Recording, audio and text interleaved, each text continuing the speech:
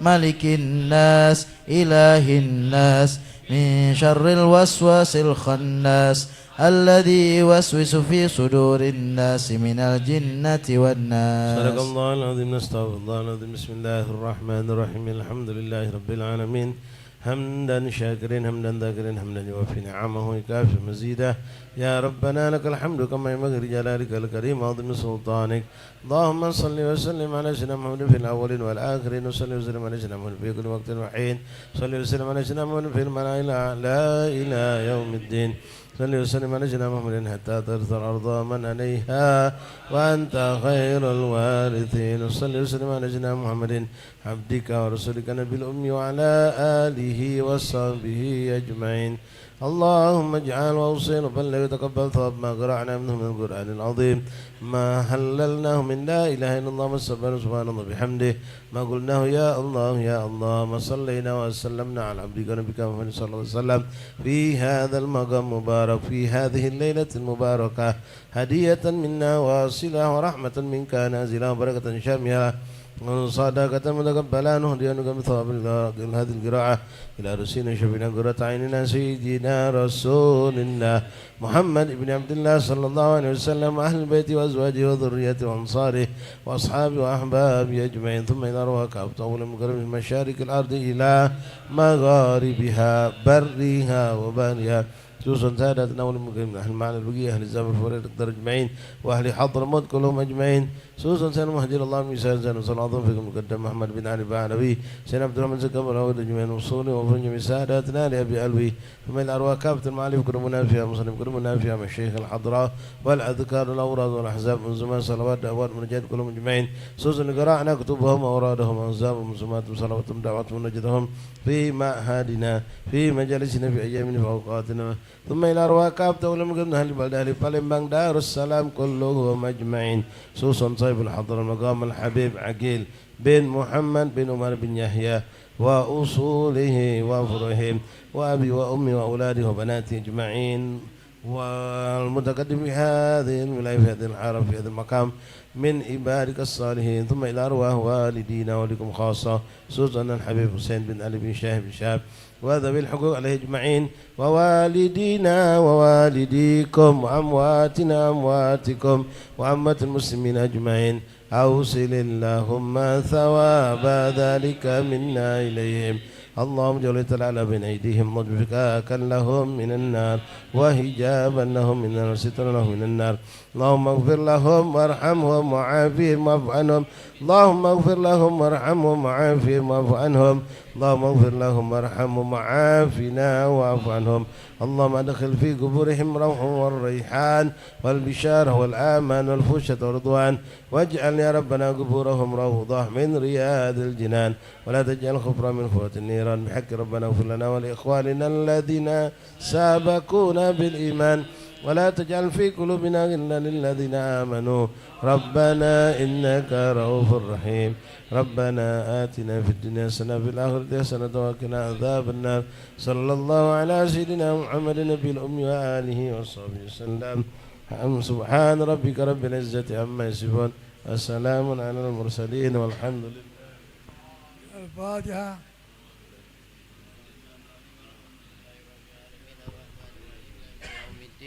إياك نعبد وإياك نستعين اهدنا الصراط المستقيم صراط الذين أنعمت عليهم غير المغضوب عليهم ولا الضالين آمين آمين. تقبل منا إنك أنت السميع العليم وتب علينا إنك أنت التواب الرحيم واغفر لنا وارحمنا أنت غفور رحيم. دعواهم بها سبحانك الله وتحياتهم بها سلام وآخر دعوانا الحمد لله رب العالمين. ألا يا الله بنظرة من العين الرحيمة تداوي كل ما به من أمراض سقيمة. ألا يا الله بنظرة من العين الرحيمة تداوي كل ما به من أمراض سقيمة. ألا يا صاح لا تجزع وتضجر وسلم للمقادير كي تحمد وتجاد. ألا يا الله بنظرة من العين الرحيمة تداوي كل ما بي من أمراض سقيمة. وكن راض بما قدر المولى ودبر ولا تسخط قد الله رب العرش الأكبر. ألا يا الله بنظرة من العين الرحيمة تداوي كل ما بي من أمراض سقيمة. وكن صابر وشاكر. ألا يا الله بنظرة تكن فائز وظافر. ألا يا الله بنظرة ومن أهل السرائر. ألا يا الله بنظرة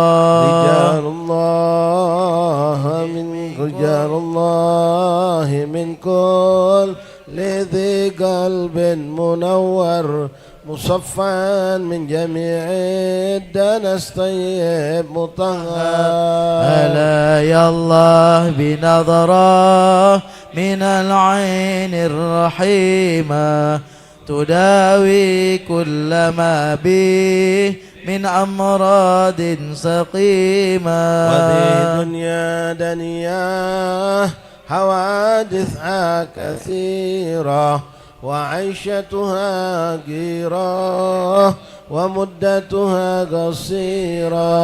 ألا يا الله بنظرة من العين الرحيمة تداوي كل ما بي من أمراض سقيمة. ولا يحرص عليها سوى الأعمى البصيرة عديم العقل لو كان يعقل كان أفكار. ألا يا الله بنظرة من العين الرحيمة تداوي كل ما بي من أمراض سقيمة. تفكر في فناها. ألا يا الله بنظرة وفي كثر عناها.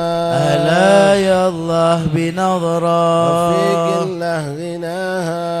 ألا يا الله بنظرة وطوبى ثم طوبى لمن منها تحذر وطلقها وفي طاعة الرحمن شمّا. ألا يا الله بنظرة من العين الرحيمة تداوي كل ما بي من أمراض سقيمة. ألا يا عين جودي بدمع منك سائل على ذاك الحبيب الذي قد كان نازل. ألا يا الله بنظرة من العين الرحيمة تداوي كل ما بي من أمراض سقيمة. معانا في المرابع وأمسى سفر راهل وأمسى القلب والبال من بعده المقدر. ألا يا الله بنظرة من العين الرحيمة تداوي كل ما بي من أمراض سقيمة. بها ساد ولكن حسبي الله. ألا يا الله بنظرة وكل الأمر لله. ألا يا الله بنظرة ولا يبقى سوى الله. ألا يا الله بنظرة على بشار جادات سهائب رحمة البر وحياهم بروح رضا ربي وبشار. ألا يا الله بنظرة من العين الرحيمة تداوي كل ما بي من أمراض سقيمة بها ساداتنا والشيوخ العارفون وأهلنا وأحباب هم بقلب نازلون. ألا يا الله بنظرة من العين الرحيمة تداوي كل ما بي من أمراض سقيمة. منازل خير سادة لا يا الله بنظرة لكل الناس قادة. ألا يا الله بنظرة محبتهم سعادة. ألا يا الله بنظرة ألا يا بخت من ذارهم بالصدق وانذر إليهم معتني كله مطلوب تيسر. ألا يا الله بنظرة من العين الرحيمة تداوي كل ما بي من أمراض سقيمة. تقبل الله منكم. Coba Habib Shogi ada yang di luar yang ami-ami mungkin bisa dimasuk ke dalam, ada 4-5 kok kosong bisa masuk. Ami-ami pertama dari seberang bang kali. Yang tua-tua mengasuh muda kalau payah. Kosong di dalam ini bisa 4 orang duduk.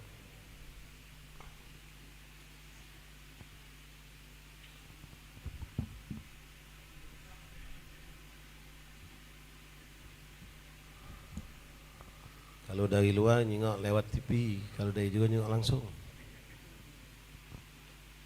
Maju sini Ami Mat. Bisa ada geser sedikit, Habib geser sedikit.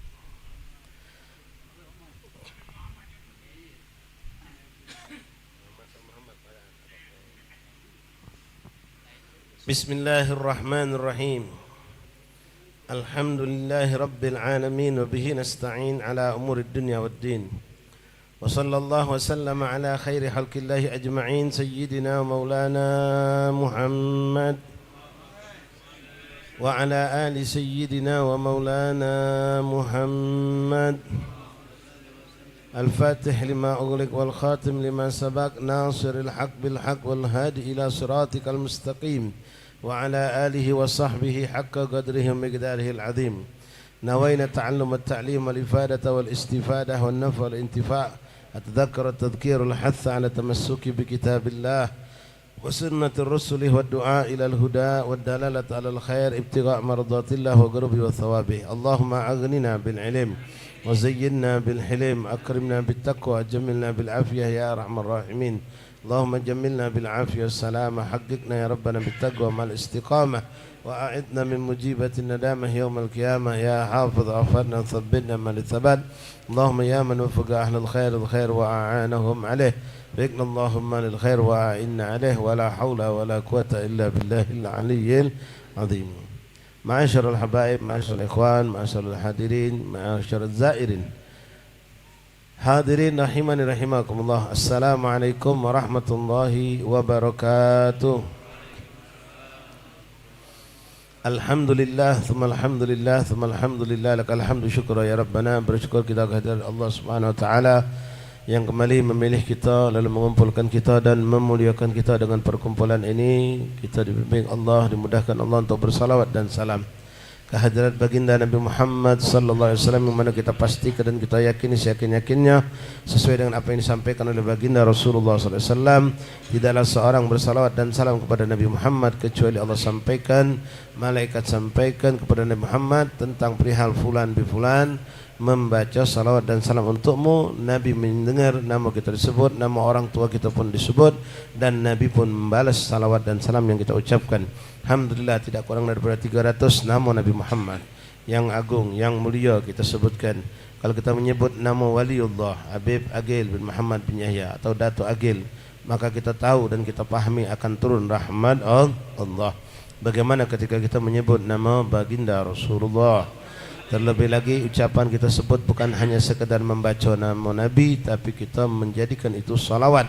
kepada baginda Nabi Muhammad sallallahu alaihi wasallam, maka insyaallah cucuran rahmat, nafahat, fuyudat min Allah subhanahu wa ta'ala diberikan kepada kita sampai ke hati-hati kita, sampai ke arwah kita, dan juga sampai kepada orang tua kita dimanapun mereka berada, baik yang hidup ataupun yang telah wafat. Mudah-mudahan yang telah wafat berkat duduknya kita di majlis ini di depan maqam Al-Habib Agil Muhammad bin Yahya, dengan berkat salawat yang kita baca, berkat ayat-ayat Al-Quran yang kita baca, Allah lapangkan kuburan orang tua kita, Allah terangkan kuburan mereka, Allah berikan nikmat kubur untuk mereka dan keluarga kita, orang tua kita, anak istri kita, saudara kita, dan semua orang kita cintai yang masih hidup dijaga oleh Allah dimanapun mereka berada, dijauhkan dari segala bala dan musibah, dijauhkan dari segala maksiat dan kelalaian, dan kita dan mereka dalam perlindungan Allah, istiqamah dalam taat, panjang umur dalam taat, sehat walafiat, dan kelak wafat dalam husnul khatimah. Amin Allahumma amin ya rabbal alamin. Ma'asyiral ahbab rahimani rahimakumullah. Alhamdulillah semalam kita telah melaksanakan zikir ziarah Kiai Merogan, dan malam hari ini kita berziarah ke Al-Habib Agil bin Muhammad bin Yahya. Dan perlu kita ketahui ikhwan, dua waliullah yang kita ziarahi, yang kemarin dan yang malam ini satu zaman hidupnya, ya, hidupnya satu zaman dan wafatnya pun tidak berjauhan. Alhamdulillah, walaupun kita tidak ketemu zaman mereka, tapi insyaallah keberkahan mereka tetap ada, rahasia-rahasia keberkahan hidup mereka ada. Aulia Allah tufi asraruhum, bagi para aulia itu wafat tapi sir rahasia mereka tetap ada. Dan alhamdulillah ini satu kenikmatan yang luar biasa yang kita dapatkan. Fa insyaallah besok kita lanjut lagi zikir ziarah ke pemakaman aulia ulama seberang Hulu insyaallah taala. Maghrib kita kumpul di Masjid Haddad, membaca kembali lagi yaitu pujian-pujian antara Rasulullah lewat qasidah mudhariyah, dan kita pun bermunajat, berdoa untuk umat Rasulullah sallallahu alaihi wasallam insyaallah taala. Masyaallah ahbab hadirin rahimani rahimakumullah. Melanjutkan rutinitas kita dalam malam majlis malam Rabu ba'dal Isya di Musalla Al-Ikhlas dengan pembacaan salawat dan salam bi asma'in Nabi sallallahu alaihi wasallam. Kita juga membaca kitab yang sangat penuh keberkahan yang juga berhubungan erat dengan baginda Rasulullah sallallahu alaihi wasallam, yaitu kitab Khasais Ummatul Muhammadiyah yang dikarang disusun oleh Syekh Masyayikhna, guru daripada guru-guru kita, Al-Habibul Barakah As-Sayyid Al-Muhaddis Al-Muhaqqiq Al-Arif Billah Ad-Da'i ilallah Al-Habib Muhammad bin Alwi bin Abbas Al-Maliki. Masih dalam pembahasan yang cukup penting, dan ya Rabb mudah-mudahan kita dapat bagian daripada pembahasan ini. Allahumma ja'alna wa iyyakum minal ladzina yastami'una al-qawla fayattabi'una ahsana. Mudah-mudahan kita mendapatkan daripada ilmu, dan Allah pun berikan kita dengan berkat Habib Agil, berkat oleh Allah, bukan cuma menjadi orang yang mendengar, tapi mendengar dan mengikuti dengan mengamalkan dari ilmu yang kita dapat. Ikhwan rahimakumullah, pembahasan masih tentang fadail, kemuliaan membaca Al-Quran, bacaan yang tidak boleh kita lepas ke ikhwan. Banyak ulama, banyak salihin ketika ditanya amalan apa yang terbaik untuk kami lakukan, mereka mengatakan jangan pernah lepas tiga hal, kata mereka, untuk bacaan. Pertama Al-Quran, kedua istighfar, ketiga salawat kepada baginda Rasulullah sallallahu alaihi wasallam. Kita tak punya wirid macam-macam, tak punya aurat macam-macam, cuma tiga ini yang asli. Al-Quran, ya, salawat kepada baginda Rasulullah, dan istighfar la kafa, maka cukuplah. Bukan berarti kita tidak usah macam kutip Haddad, kutip Attas, kutip Saman, Hizib Nawawi, Hizib Imam Abu Hasan Syadzili, semua itu luar biasa. Seandainya antum tidak punya waktu banyak, kesibukan, tidak ada kemampuan untuk banyak zikir, wirid dan lain-lain, maka dengan tiga ini jangan antum lepaskan ikhwan. InsyaAllah selamat dunia akhirat, hidup dunia kita berkah, hidup akhirat kita dalam keadaan diberkahi Allah SWT. Bahkan kebaikan-kebaikan akan sampai pula kepada orang-orang kita cintai dimanapun mereka berada. Berbaca Al-Quran, kalamullah, kemudian bersalawat kepada baginda Rasulullah SAW dan istighfar. Ma'asyiral ahbab rahimakumullah, masih tentang fadail, kemuliaan membaca Al-Quran. Bismillahirrahmanirrahim. Alhamdulillahirabbil alamin. Allahumma shalli wa sallim ala sayyidina Muhammad wa ala ali sayyidina maulana Muhammad. Qala mu'allif rahimahullah ta'ala wa nafa'ana fil ifdarin amin. Wa minha anna al-bait alladhi yuqra'u fihi al-Qur'an tahduruhu al-malaikah wa yattasa'u ala ahlihi. Rawahu al-Imam Muhammad bin Nasr al-Marwazi biisnadihi an Anas bin Malik radhiyallahu an marfu'an. Ikhwan rahimakumullah, dikatakan oleh Habib Muhammad bin Alwi Al-Maliki dari fadail yang didapatkan lewat hadis Rasulullah menjelaskan kepada kita bahwasanya rumah yang di situ dibacakan Al-Quran, maka akan hadir memenuhi rumah itu malaikat Allah. Akan hadir karena malaikat menyukai dan mengenangi pembacaan Al-Quran. Di sini kami minta maaf ikhwan, kita tidak pernah mencela apalagi menganggap buruk kalau orang yang cuma pokato maca Yasin, Waqiat, Tabarok. Tiap hari yang dia baca Yasin, Waqiat, Tabarok, Sejadah, Duhon misal. Wallah ini sunnah Rasulullah yang memang dianjurkan untuk kita baca setiap hari, setiap Jumat, malam Jumat baca suratul Kahfi. Memang itu sunnah Rasulullah. Tapi yang kita harapkan kita juga ada wiritan yang kita baca dari juz awal sampai khatam, sampai juz 30. Itu juga kita harus miliki. Jangan sampai kita cuma baca yang tadi saja, karena Al-Quran itu bukan hanya 5 surah tadi. Sekali lagi itu sudah baik, itu indah, itu sudah menjalankan sunnah Rasulullah SAW. Tapi tambahkan membaca Al-Quran itu di luar surat-surat yang penting tadi. Kita ada dawam, ada wiritan yang kita wiridkan, kita amalkan setiap hari. Entah 1 juz sekali, tidak sanggup setengah juz, tidak sanggup seperempat juz, ya paling kecil 2 lembar sehari kita baca. Hari ini lupa, besok diqadha jadi 4 lembar, 2 hari lewat baca 6 lembar dan seterusnya. Karena begitu banyak fadail yang kita dapatkan. Di antaranya tadi ya ini, kalau kita pengen rumah kita berkah, anak-anak kita, istri kita hidup dalam keberkahan, maka sering-sering kita baca Al-Quran. Kita baca Quran, bini kita baca Quran, anak kita baca Quran, maka penuh rumah kita dengan malaikat Allah. Kalau di situ banyak malaikat Allah, maka bisa dipastikan jin, syaitan yang buruk akan lari dan menjauh, karena tidak akan pernah terkumpul yang baik sama yang buruk itu. Ma'asyarul ahbab rahimani rahimakumullah. Sebuah hadis Rasulullah SAW yang dikeluarkan dari Al-Imam Muhammad bin Nasir Al-Marwazi bi isnadin, yang mana sanad hadis ini bersama kepada sahabat Rasulullah sallallahu alaihi wasallam yang agung yang mulia, Sayyidina Anas bin Malik radhiyallahu an. Rasul berkata, al-baitu idza quri'a fihi al-Qur'an hadarathu al-malaika wa tanakkabat anhu syayatin ay taba'adat anhu wa tas'ala ahlihi wa kathura khairuhu wa qalla syarruhu. Masyaallah. Wa innal baita idza lam yuqra fihi al-Qur'an hadarathu syayatin wa tanakkabat ay taba'adat anhu al-malaika wa daqa ala ahlihi wa galla khairuhu wa kathura syarruhu. Dengar ikhwan, kita pengen adem tentrem rumah tangga kita, bukan nambah banyak AC, bukan nambah banyak kipas angin. Berapa banyak rumah mewah belagak, dalamnya perang, berkecamuk, tidak ada ketentraman, tidak ada kenyamanan, tidak ada ketenangan. Balik rumah runyam, mentu runyam, ya, tidak ada ketenangan. Ketenangan itu diantaranya didapatkan dengan ibadah. Dan termasuk ibadah yang sangat bermanfaat untuk kehidupan rumah tangga kita biar tenang, adem, aman, yaitu membaca Al-Quran. Dalam hadis Rasul berkata, al-baitu idza quri'a fihi al-Quran, rumah yang dibacakan di situ Al-Quran, hadaratul malaika, maka malaikat akan hadir. Semakin banyak pula malaikat hadir. Wa tanakkabat syaitan, seperti yang kami sampaikan tadi. Dengan adanya malaikat, tambah banyak malaikat, tambah menjauh syaitan. Karena syaitan tidak akan pernah berkumpul dengan malaikat. Dengan kita baca Quran, maka malaikat berdatangan. Dan dengan datangnya malaikat, syaitan pun menjauh.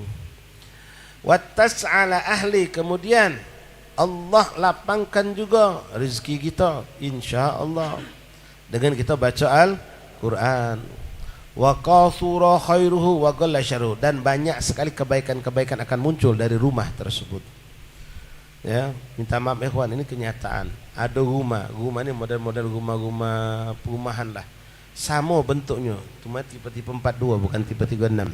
Rumah ini sama persis, bentuknya sama, biliknya sama, segala macam sama. Ketika ada orang yang soleh yang masuk rumah ini, pas masuk rumah pertama, dia rasakan beda dengan masuk rumah kedua. Padahal isinya sama, bentuknya sama, perabotnya pun tidak jauh beda. Karena punya uang satu yayasan, menyiapkan fasilitas pun sama. Ketika diselidiki, kenapa masuk rumah ini ada nyaman, tentrem. Masuk rumah itu gelisah, tidak betah. Padahal kipas angin hidup, ya, karpet di belakang. Tapi beda keadaan. Kenapa? Ternyata rumah ini jarang sekali dibacakan Al-Quran. Sementara di rumah ini sering dan sangat sering kali dibacakan Al-Quran, bahkan mendawamkan Al-Quran adalah bagian kehidupan orang yang di dalamnya. Kalau kita mengenal sosok agung wali min auliyaillah di kota Palembang, Al-Habib Abdurrahman bin Abdullah bin Syahab, min kibar aulia, guru Habib Muallim Minang, walaupun fotonya agak jarang ada beliau tu. Dia dimakamkan di Babus Salam Assegaf, Komplek Assegaf. Itu min kibar auliyaillah, Quranin, Quran berjalan. Beliau masih sekarang alhamdulillah dijaga oleh habaib kita di Kampung Assegaf, punya tulisan Al-Quran dengan tangannya sendiri. Ya, bukan satu hataman, ada kalau salah 3 atau 2 juz, 2 atau 3, 30 juz itu dengan tangan beliau sendiri. Itu saking beliau tuh menyatu hidupnya dengan Al-Quran. Beliau kalau lewat satu rumah, nyingok dari luar pacak medakan, ini rumah dibaca ke Quran, ini rumah tidak dibaca ke Quran. Begitupun kalau beliau ketemu wong ini rajin baca Quran, wong ini tidak rajin baca Quran. Walaupun yang tidak rajin baca Quran, kayaknya belagak di hadapan dia, tidak katik kebelagaan sama sekali. Itu orang sudah punya rahasia Al-Quran. Rahasia Al-Quran sudah benar-benar mendarah daging, sehingga dia bisa membedakan, ikhwan. Maaf, macam urusan dunia, kita takjub kan, ada orang megang emas nih palsu. Uji orang masuk pegang, dia pegangnya pegang-pegang, ini bukan 24, ini 18 ini. 24 je kita nak aku mana mageknya. Tidak 18 je dia. Tahu dia. Nah, kita takjub kan pas kita cek di keriknya, oh ianya 18 ini, bukan 24. Oh, ketipu aku. Dari mana kau tahu? Ya aku cukup megang bae je dia. Hebat kan? Bahkan cukup nyingok bae. Baca tah? Tahu. Tanya tukang masak daging rendang. Masak restoran Padang tuh. Kalau masak tak perlu nyicip keras lembut, nyingok bae, tahu dia sudah. Ini belum matang dia. Ini sudah matang. Sisip rasa kurang ini tahu dia, belum nyicip pakai lidah, tahu dia.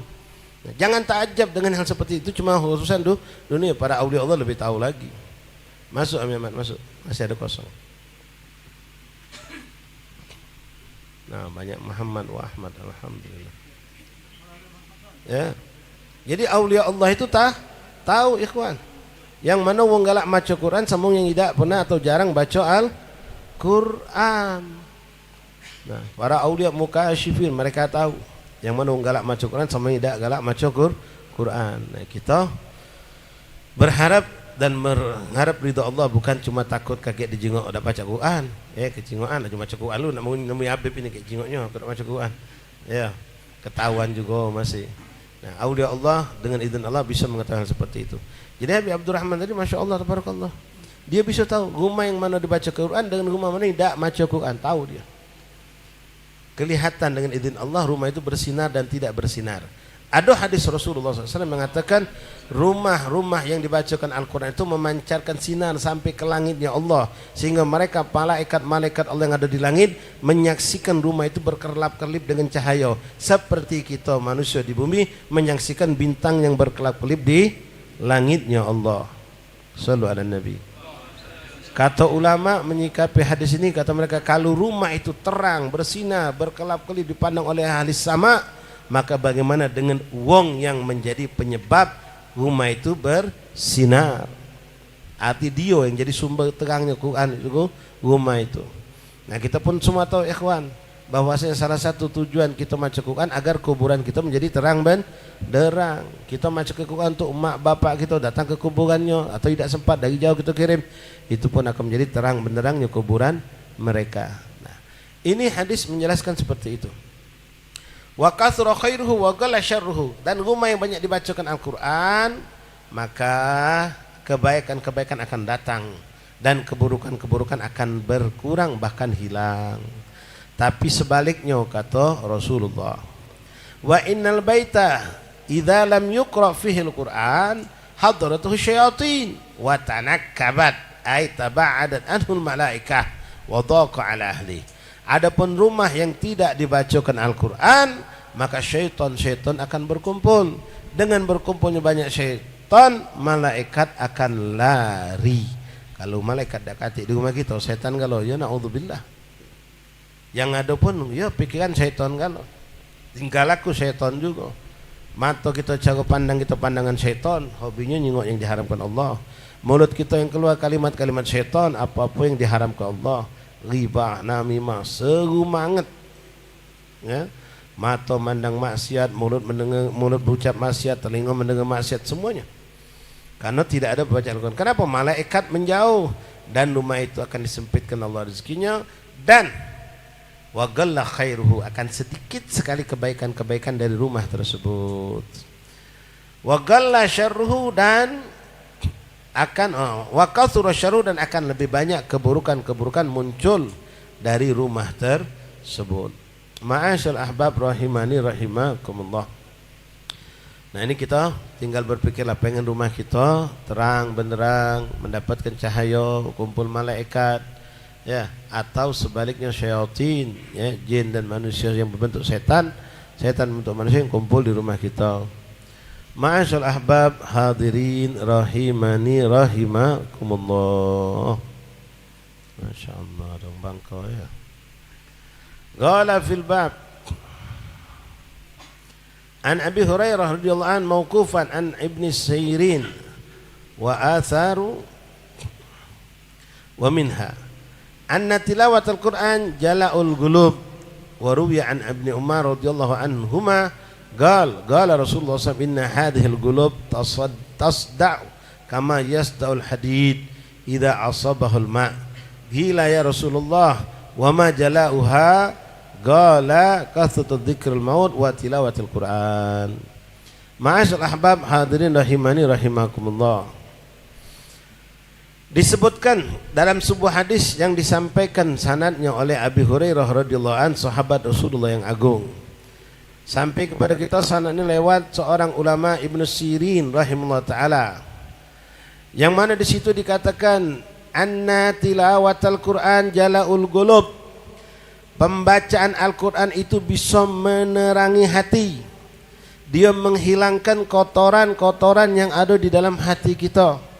Sebagaimana Rasul mengatakan dalam riwayat Ibn Umar radhiyallahu anhu, qala Rasulullah SAW, inna hadhil qulub tasda'u kama yasda'ul hadid idza asabahul ma'. Kata Rasulullah SAW, sesungguhnya hati manusia itu akan berkarat seperti besi yang berkarat kalau terkena banyu. Kalau berkarat berarti buruk, berarti jelek. Nah, bagaimana cara biar kita bisa menghilangkan karat tersebut, menghilangkan keburukan tersebut dari hati kita? Maka Rasul mengatakan, gila ya Rasulullah, wa ma jala'uha. Sahabat bertanya, ya Rasulullah, bagaimana cara untuk membersihkannya biar bersinar, biar kinclong? Qala kathratu dzikril maut wa tilawatul Quran. Dengan dua perkara kata Rasulullah, banyak-banyak ngingat kematian. Yang kedua, banyak-banyak baca Al-Quran. Dengan dua hal ini insya Allah hati kita bisa bersih. Apalagi seperti yang kami sampaikan tadi, pesan ulama kita, banyakkan istighfar, banyakkan salawat kepada baginda Rasulullah. Di samping kita memperbanyak baca Al-Quran. Namun di sini ikhwan, hati-hati ya, kita baca Quran, bacalah dengan benar-benar, dengan tajwidnya, dengan makhrajnya, dengan adabnya. Jangan sampai Quran itu nuntut kita di yaumil qiyamah, bukan nuntun kita ke surga, tapi nuntut kita masuk neraka. Rasul mengatakan Al-Quran hujjah laka aw alaik. Quran itu bisa menjadi penuntun kita, menolong kita di yaumil qiyamah, atau sebaliknya menuntut kita, menjerumuskan kita ke dalam nerakanya Allah. Banyak sebab orang yang bisa celaka karena Quran, diantaranya salah niat, baca Quran salah niat, ngapal Quran salah niat, ya, membaca dengan irama yang indah salah niat. Niatnya pokato dunia manusia dunia, ya, biar digelagi al-hafid, biar ngetop, biar dihormati, maca Quran bagus merdu, biar wong ya senang agak dapat duit banyak. Naudzubillah min dzalik. Baca Quran itu dengan suara indah adalah sunnah Rasulullah. Kita punya suara bagus, indah, nafas panjang, manfaatkan, bahkan jadikan ladang dakwah. Rasul mengatakan zayyinul Quran bi aswatikum. Hiasilah Quran itu dengan suara kalian, kata Rasulullah. Artinya ada anjuran untuk baca Quran dengan suara bagus, dengan irama yang indah. Ya, kita kalau dengar ada qari yang macam nikmat, suara nikmat, suaranya masya Allah sedap, Ya, terasa langsung hati itu tenang, teduh. Ya, masya Allah, sedap nian. Begitu sadaqallahu no, tersentak orang cepatnya gitu. Ya, begitu dengar ketemu qari yang ya. Lebih nikmat lagi ketika qari itu memang orang yang menjaga lidah. Ikhwan, modal bagus wago tapi lidah tak dijaga belum tentu tembus ke hati manusia. Walaupun yang dibacanya Al-Quran. Dia qari tapi tak menjaga dirinya dari haram dan syubhat masuk mulut. Dia pintar, suaranya bagus, ngaji masya Allah ngetop, bahkan juara mungkin, tapi tidak akan membekas pada hati-hati manusia walaupun yang dibacanya Al-Quran. Tapi ketika seorang itu hatinya, lidahnya bersih, tidak pernah tersentuh yang syubhat apalagi yang haram, walaupun suaranya mungkin hitungannya pas-pasan, ketika dia maco meresap ke hati kita, nikmat berkat Al-Quran yang indah dengan suaranya tadi, dengan keindahan dalam makna tidak ada kotoran di lidahnya. Plus yang jelas menjadikan kesempurnaan adalah keikhlasan. Ketika seorang baca Quran dengan ikhlas, maka akan sampai ke hati-hati manusia. Berapa banyak hati yang keras menjadi lembut dengan didengarkan Al-Quran. Ma'asyal ahbab rahimani rahimakumullah. Jadi dengan apa membersihkannya ya Rasulullah hati yang berkarat? Kata Rasulullah, dengan memperbanyak ingat kematian dan memperbanyak baca Quran. Tapi sekali lagi Quran yang akan membekas, memberikan efek positif buat hati kita, buat sikap tingkah laku perbuatan kita. Yang akan menurut kita adalah Quran yang dibaca karena Allah, ibtigha mardatillah wa ghurbi thawabih. Dibaca dengan adab yang baik, dengan akhlak yang benar, dengan makhraj yang benar, dan dengan tajwid yang benar, dengan niat-niat yang benar. Ma'asyal ahbab rahimakumullah. Kemudian banyak-banyak mengingat kematian. Ya, kita ini sudah banyak sekali diingatkan oleh Rasulullah dalam setiap hari kita dengan kematian. Nak tidur disuruh ingat mati. Apa yang kita baca? Bismikallahumma ahya bismika amut. Ya Allah, dengan menyebut namamu aku hidup dan dengan menyebut namamu aku akan mati. Begitu bangun tidur, ingat lagi kematian. Alhamdulillahilladzi ahyana ba'dama amatana wa ilaihin nusyur. Begitu kembali wuduk, salat, innas salati wa nusuki wa mahyaya wa mama, lagi ingat mati lagi. Salat lagi, ingat mati lagi. Terlalu diingatkan, dan memang kita dianjurkan untuk selalu mengingat kematian. Aktsiru dzikra hadimil ladzat, perbanyaklah mengingat tentang kematian. Ada kita mengingat kematian sekedar kematian baik, tapi ada orang memandang dengan yang lebih panjang. Nabi SAW mengatakan dalam sebuah hadisnya, kafa bil mautil wa'idah, atau kama sallallahu alaihi wasallam, cukuplah kematian seorang menjadi nasihat buat kita yang hidup. Bukan cuma pendek, si fulan mati aku juga bakal mati, jelas ikhwan. Tapi kita jengok tentang kematian seorang, mulai dari bagaimana dia wafat itu, husnul khotimah atau sebaliknya. Itu bisa dicapai husnul khotimah, meninggal dalam keadaan indah, dalam keadaan baca Quran, lagi hadir majlis ilmu, lagi sholat berjamaah, lagi melakukan bermacam ketaatan, bahkan ketika sedang tahajud. Ya, kita dengar kemarin, ya apa-apa kita sebutkan, memang disunnahkan oleh Rasulullah, uzkur ma'asin mau takum, sebutkan kebaikan-kebaikan orang yang sudah wafat itu. Wakufu masawihim, tutup keburukannya, jangan dibuka. Aib orang sudah meninggal jangan dibuka.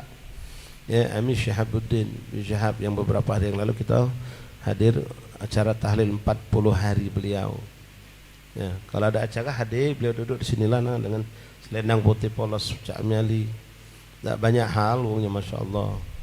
Beliau sepanjang hidup setelah mereka itu ya katakanlah masuk umur usia senja, beliau memperbanyak ibadah. Di antara rutinitas yang beliau tidak lepaskan adalah sholat tahajud.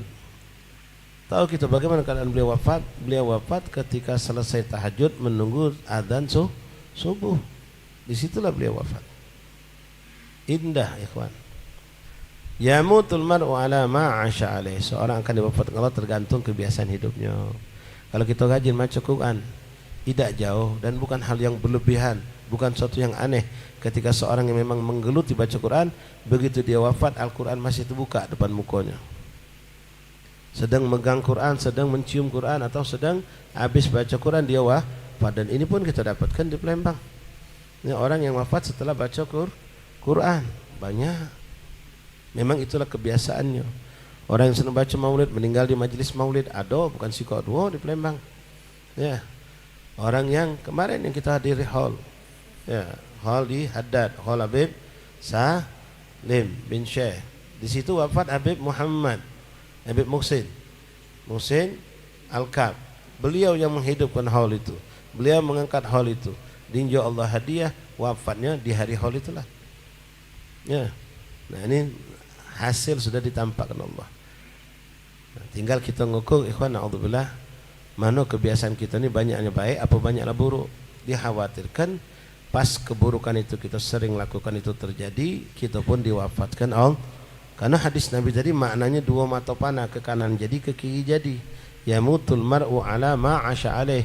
Seorang akan diwafatkan Allah tergantung kebiasaan hidupnya. Nah, sekarang kita muhasabah. Jingok mulai melek mata sampai kita mejem mata. Yang mana yang banyak dan kita lakukan, kebaikan atau keburukan. Kalau banyaklah keburukan, na'udzubillah, dikhawatirkan dia meninggal dalam keburukan itulah. Ya. Ada orang yang meninggal dalam keadaan buruk. Kenapa? Kebiasaannya itulah. Memang itulah kebiasaannya. Diwafatkan pun dalam keburukan itu. Wa'iyadzubillah min dzalik. Ma'asyal ahbab hadirin rahimani rahimakumullah. Wa minha, di antara fadail kemuliaan membaca Al-Quran. Yang jelas Al-Quran yang kita baca di dunia, ikhwan, akan menerangi kubur kita. Kita tahan baca Quran untuk orang sudah wafat. Ya, kita berejalah dulu untuk kita. Karena minta maaf, ya kita tak pacak mesti ke orang yang kita tinggal ke duit rajin nak baca Quran untuk kita. Minta maaf sekali lagi, ikhwan. Minta maaf, ikhwan. Kalau hari ini antum saksikan, anak antum tak pernah nempak Quran, tak pernah muka Quran. Bahkan Ramadan pun kita belum pernah dapatkan anak kita mengalami yang namanya khatam Quran. Maka apa yang terjadi? Nangislah malam ini sebelum kita nangis di kuburan. Tak katik nak ngaji ke kita. Kita beda baca ngaji Quran atau tidak lancar ngaji Quran, atau lancar tapi na'udzubillah terhijab, tak rajin baca Quran. Jadi siapa nak nangis Quran kita? Kita dewek dah pacak ngejo ke diri kita, nganggap anak bini kita dia dewek dah pernah ngaji Quran. Itu kalau anak kita yang pacak baca Quran loh, banyak loh. Kita punya anak pacak baca Quran tapi tidak baca Quran. Apalagi minta maaf kalau anak kita belum bisa, belum lancar baca Quran. Bini kita pun belum lancar baca Quran. Siapa nak nangis kuburan kita? Ya. Kalau di Jawa sana ada mbek anu pahan. Mbak anu pahan ada di Jawa sana.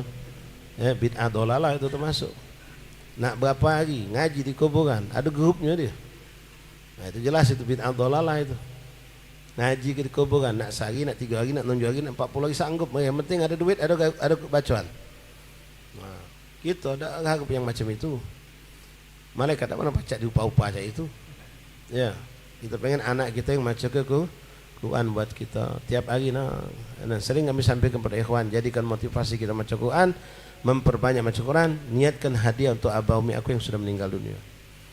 Biar mereka dapat kuburan mereka terang benderang. Apalagi maaf, kita saksikan abah kita, umi kita dulu bukan ahli ibadah. Kita sekarang ngejo ke mereka biar kuburan mereka terang benderang. Bukan cuma mereka dapat, kita pasti juga dah dapat. Kelak kita wafat, kuburan kita pun terang benderang. Lalu mustakbal yang akan datang, kalau hari ini kita berbuat bajikan untuk orang tua kita, insya Allah anak keturunan kita akan ditakdirkan Allah membacakan Quran pula untuk kita. Ma'asyal ahbab rahimakumullah. Terakhir kita baca satu lagi hadis Rasulullah SAW. Man ahabbal Quran faqad ahabbahu Allah wa rasuluhu. Siapa yang baca Quran berarti dia cinta kepada Allah dan Rasul. An Ibni Mas'ud radhiyallahu anhu qala man ahabba an yuhibbahu Allah wa rasuluhu falyanzur fa in kana yuhibbul Quran fa huwa yuhibbullah wa rasuluhu. Man ahabba an yuhibbahu Allah wa rasuluhu. Siapa yang kepengen dia dicintai Allah dan Rasul, maka lihatlah. In kana yuhibbul Quran, kalau orang itu senang dengan membaca Al-Quran, fahuwa yuhibbullah wa rasul, maka itu orang berarti cinta kepada Allah dan Rasul, dan pasti pula Allah dan Rasul cinta kepada kita insya Allah Ta'ala. Mari ikhwan rahimakumullah, sebelum datang waktu yang sudah tidak bisa kita lagi hijaukan, berejolah kita sekarang. untuk mempersiapkan diri kita dan anak keturunan kita agar mereka mampu membaca Al-Quran. Kalau anak kita pacak baca Quran tapi malas baca Quran, cukuplah itu musibah yang cukup besar buat kita. Apalagi kalau anak kita maaf belum lancar baca Quran. Ikhwan rahimani rahimakumullah, mulailah dengan diri kita baca Quran, rajinkan, luangkan waktu. Jangan nunggu waktu luang untuk baca Quran. Luangkan waktu, pasti ada ikhwan. Mari 24 jam tak terselo, ngembek setengah jam baik. Ya, malu kita pasti kaget sama Allah, malu sama Rasulullah. Pas dijingok kacik lembagaan amal kita ada tulis bacaan Quran sepelet sedikit. Ya, sedikitnya. Allah bakal bertanya, kemana waktu kau sehingga kau dapat baca Quran? Apalah yang kita jawab? Aku sibuk ya Allah. Sibuk apa gitu? Ya. Kalau kita sibuk ngajar siang malam pagi sore ngajar dakwah, mungkin tidak sempat baca Quran, itu pun masih rasanya tidak bisa ditoleran. Masih harus menyempatkan waktu untuk baca Quran. Apalagi sekarang masya Allah zaman kita zaman mudah ikhwan. Lampu tegang di mana-mana, kipas angin ada galo, dan Quran bisa didapatkan lewat HP. Yang penting punya wudu. Ya, tinggal kita baca dimanapun kita bisa baca Al-Quran. Ja'alna wa iyyakum minal ladzina yastami'una al-qawla fayattabi'una ahsanah.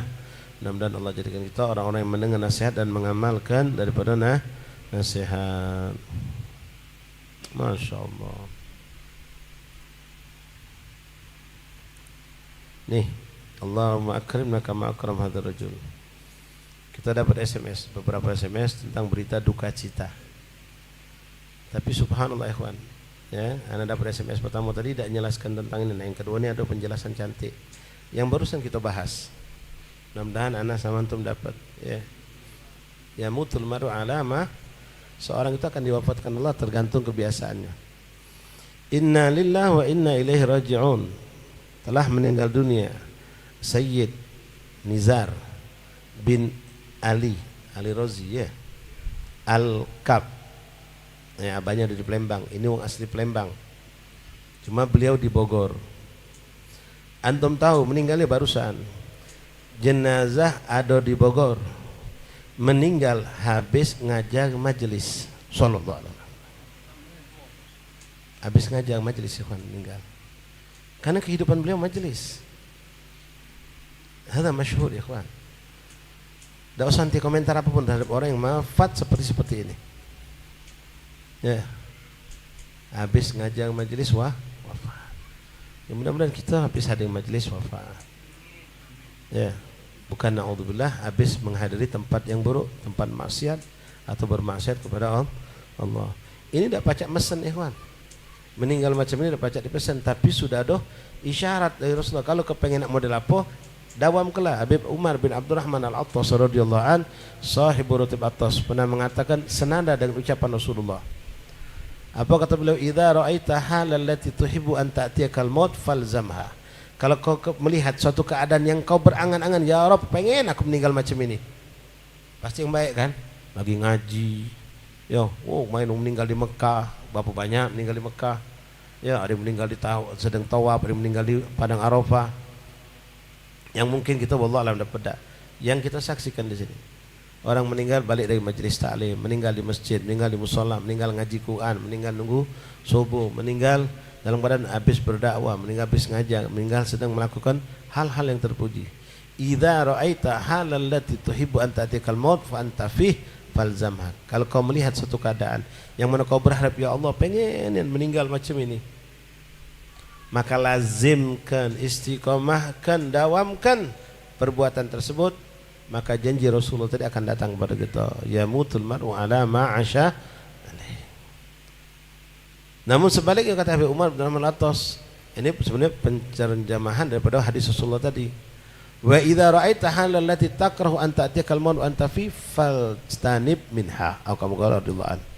Namun sebaliknya kalau kau menyaksikan ada keadaan yang kau takut, ngeri, jangan sampai meninggal dalam keadaan seperti itu. Meninggal dalam keadaan mabuk, meninggal dalam keadaan berzina, meninggal dalam keadaan berbuat zalim, meninggal dalam keadaan berbuat kezaliman, meninggal dalam keadaan berbuat hal-hal yang buruk. Yang kalau kita meninggal, aib itu bukan sebatas di kita, ikhwan. Keluarga kita pun nanggung aib itu, naudzubillah. Si fulan meninggal di tempat zina, meninggal di tempat judi, meninggal di tempat kelab malam, meninggal di tempat-tempat yang naudzubillah. Bukan cuma kita buruk jenazah. Ya, bini kita nangis, bukan cuma nangis karena matinya kita. Nangis dengan kematian keadaan buruk yang kita alami. Anak kita pun sama. Wong tua kita pun sama, nangisnya bukan karena meninggal kita. Lebih mendalam menangis mereka karena meninggal kita di tempat yang buruk. Meninggal kita karena dalam keadaan yang buruk. Wa'iyadzubillah. Kalau kau menyaksikan keadaan yang kau takut jangan sampai kau mendapatkan kematian dalam keadaan tersebut, fajtanib minha, maka jauhilah. Jauhi. Jangan makin tanggung-tanggung, dikit lagi jangan. Tinggalkanlah, karena ajal wallahi tidak tahu kita, ikhwan.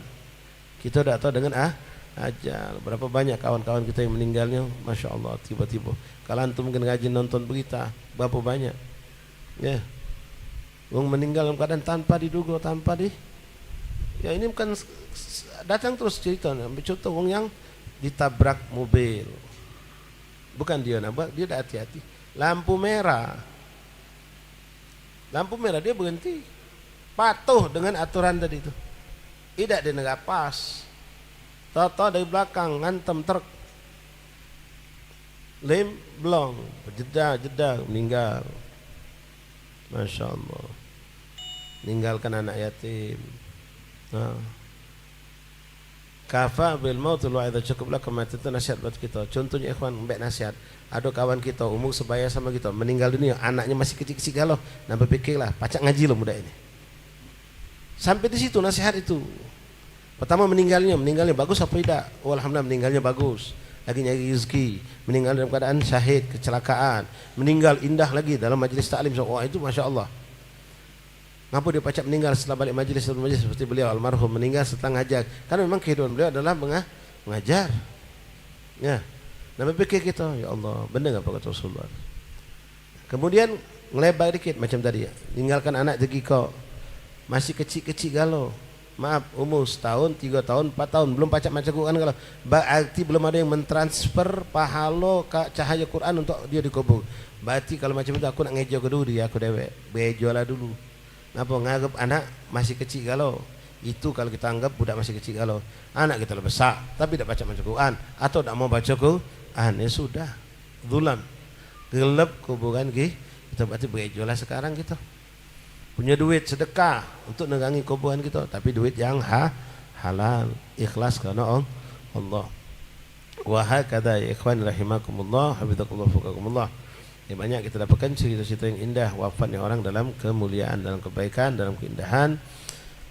InsyaAllah Allah berikan untuk kita hal yang baik, hal yang sama. Allah panjangkan umur kita dalam sehat walafiat, dalam istiqamah taat kepada Allah, taat kepada Rasulullah, dan kita kelak diwafatkan dalam keadaan sebaik-baik keadaan, di tempat yang sebaik-baik tempat, di waktu dengan sebaik-baiknya waktu, dan kita dikumpulkan dengan sebaik-baiknya manusia baginda Rasulullah SAW di alam dunia barzah dan yaumil qiyamah. Amin Allahumma amin ya rabbal alamin. Masyaallah ahbab rahimakumullah.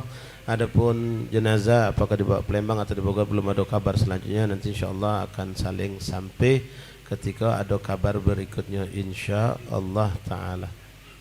Ma'asyal ahbab rahimakumullah, sekali lagi menyampaikan insyaallah besok kita akan melanjutkan zikir ziarah seberang ulu. Ba'dal asar majelis seperti biasa di kampung Waspada, di rumah Bibci Waspada. Lalu ba'dal maghrib kumpul di Haddad untuk pembacaan zikir, asmaul husna, munajat dan lain-lain.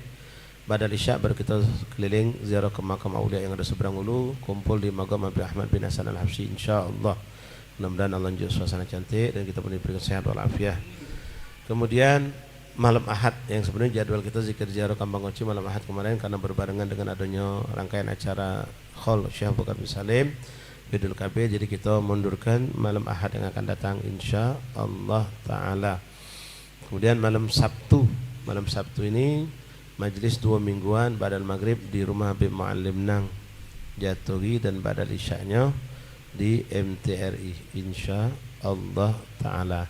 Kemudian mengumumkan juga bahwasanya untuk minggu depan majlis diliburkan, majlis Muharram, majlis Munawwar, majlis Orang Kidul diliburkan ya, 1 minggu semua majlis dari hitungan Senin sampai ketemu Kamis diliburkan. Ustaz nak kemana Ustaz? Jangan nanya.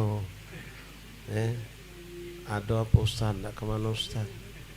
Ya, libur kalau insya Allah ya, libur majlis kamunya jangan libur ya, cari asatis banyak muka majlis, pindah ke majlis asatis yang lain ya. Kalaupun tidak juga mendap di rumah, tadi nak terangi rumah kita dengan maca Quran ya, maca Quran di rumah. Bini kita ngapa kau tak pergi majlis libur Abu ya, jadi aku nak maca Quran, nak nerangi rumah, nak manggil malaikat. Bohong dah, tidak, memang malaikat datang bukan cuma maca Quran. Jadi bini kamu jangan suruh keluar, mendaplah di rumah, malaikat nak datang kami. Ya, anak kita juga suruh duduk pakai kita. Wallahu a'lam bissawab. Jatuh ikhwan buat halakoh ya, satu halakoh 4 orang, kalau sempit mungkin bisa keluar ya, insyaallah. Allahu Allahu ya Allah lana bil qabul ya Rabbi salli ala al-mukhtar taha rasul. Allahu Allahu ya Allah lana bil qabul ya Rabbi salli ala al-mukhtar taha rasul ala fina baba maulana طرحنا الحمول راجين منه المواهب والرضا والقبول يا فرد يا خير معطي هب لنا كل سول واختم لنا منك بالحسنى نهار القفول وهب لنا كور من أقوال لقى والوصول عسى نشاهدك في مرآة طه رسول يا ربنا انظر إلينا واستمع ما نقول واقبل دعانا فإنا تحت بابك نزول. الله يا الله لنا بالقبول يا ربي صلي على المختار طه رسول وفي ضيفان بابك ولسنا عنه يا الله نحول وظننا فيك وافر والأمل فيه طول وفي نحور الأعادي بك إلهي نصول في شهر رمضان قمنا بالحياة وذبول نبغى كرامة بها تزكو جميع العقول نسأل على صدق في